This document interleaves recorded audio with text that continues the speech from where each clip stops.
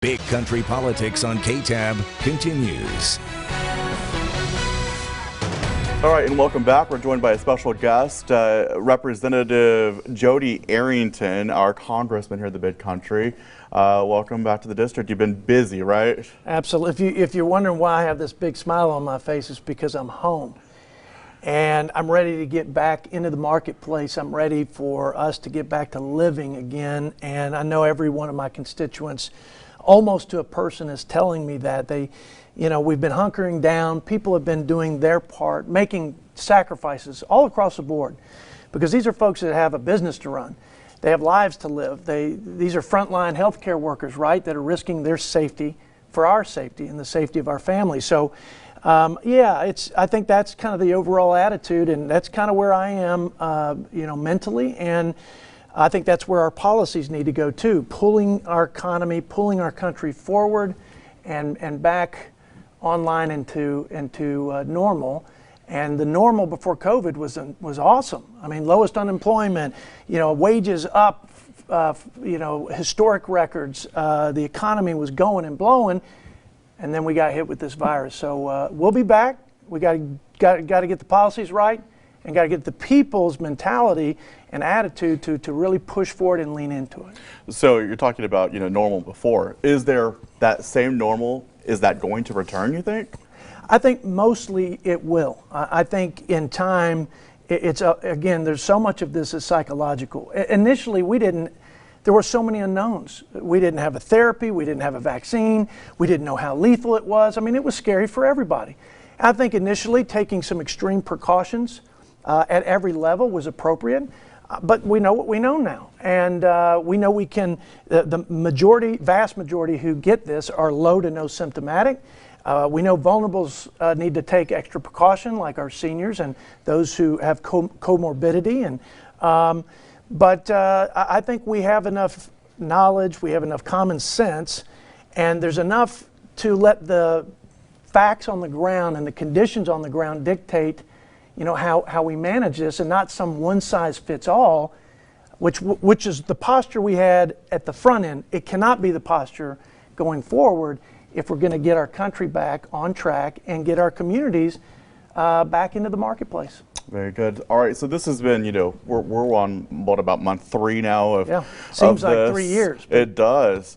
So talk to me just a little bit about, the federal response. Do you think it's been adequate? President Trump and the task force, has that been adequate? Listen, in this unprecedented disaster, it's been more than adequate. And it doesn't mean it's been perfect, okay?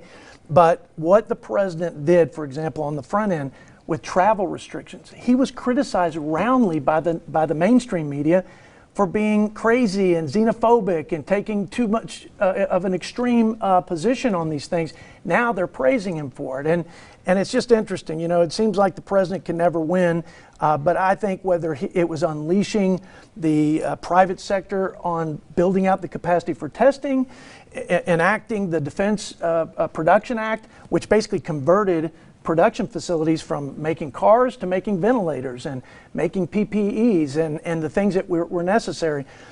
He's cut through the red tape, relaxed regulations, and again, empowered citizens and the private sector to do what the government can't do. That's the real story here, Travis, in my opinion. Think about it. Trillions of dollars have been spent and allocated to provide support, liquidity for businesses, keeping people on payroll, family relief for when they're staying home because they're either sick or somebody in their family sick. Most of this was facilitated by the private sector, and our community banks have been on the front lines, and they've done an amazing job. SBA could never do this. A government bureaucracy could never do this. In fact, when they couldn't, the president said, I know who can. People who move at the speed of business, people who know how to take risks, people who know how to satisfy the customer. And that's why I think the free enterprise system is a hallmark not only of our economic success, but of the strength of our country in times of great need and disasters like this. So you obviously voted for the CARES Act, and so that was kind of a big thing. Yes, $2 trillion big thing. $2 trillion. It's the biggest in history, right? In history. All right. Until Pelosi put this recent legislation, but in terms of passage, it is the largest supplemental funding package ever. And you know what? The government said we're going to shut down the economy, we're going to keep people shut in. These folks needed compensation for that shut in on account of government policies, and they needed temporary, emphasis, temporary targeted relief to get back on their feet, to keep people employed and off of the unemployment rolls and in a position where we could bounce back. And that's why I supported the CARES Act. And the things that we've done thus far, I think, were appropriate. So what are you proposing is kind of the next step? You know, this is Thursday. Tomorrow, the Democrats, they're pushing, you're headed back to D.C. for the vote. Yes. Of what the Democrats are calling the HEROES Act, and it's a huge deal. And are you for or against? I'm very much against it. I don't know who the heroes are unless I think Pelosi may think she's going to be a hero to the radical left. And I'm being a little partisan here for a reason. This is a unprecedented crisis in our country, and to put things, funding for humanities and arts, to put bailouts in for union pensions that were upside down before we got here, to bail out cities and states that had poorly managed their fiscal affairs long before COVID is wrong, it's irresponsible, and it's a bad precedent. And it's riddled with that. I'm for immigration, legal immigration, but I'm not for putting taxpayer assistance to folks who are here illegally. That doesn't even pass the common sense test. This is a liberal, big spender wish list. We were not consulted as Republicans. It's fantasy, it's futile, and it will never go anywhere. But that's what Pelosi decided to put on the table. I'm going to go do my job. Quite frankly, we're telling everybody to go do their job. Get back, lean in. And we're not able to go back to Congress. It's a terrible message. We need to lead by example. That's the first rule of leadership, lead by example. So I'm happy to get back to Congress and do some work, but my number one job right now is to stop the HEROES Act, stop more deficit spending, stop more exacerbating of a debt crisis for our children, and let this money that we've already distributed work its way to help the people, see where the gaps are, responsibly fill them if there are, and then put incentives in place that get us back to work. Not disincentives, Travis, like the extension of unemployment benefits with $600 more a week. I'm talking to restaurants here in town. They can't hire people because people are making more money on unemployment. We've got to recalibrate, man. We've got to get this back to a place of common sense and a place where we're pulling people to work and forward, not backward. And this HEROES Act is backwards. So will you support, is there a bill that you would support that still provides more help? A lot of people are saying, $1,200 is not enough. But then again, there are a lot of people, and I know you are kind of against this portion, yeah. There are a lot of people who received that help that didn't need it. Yeah, imagine that. I mean, there are unintended consequences to the best of intentions.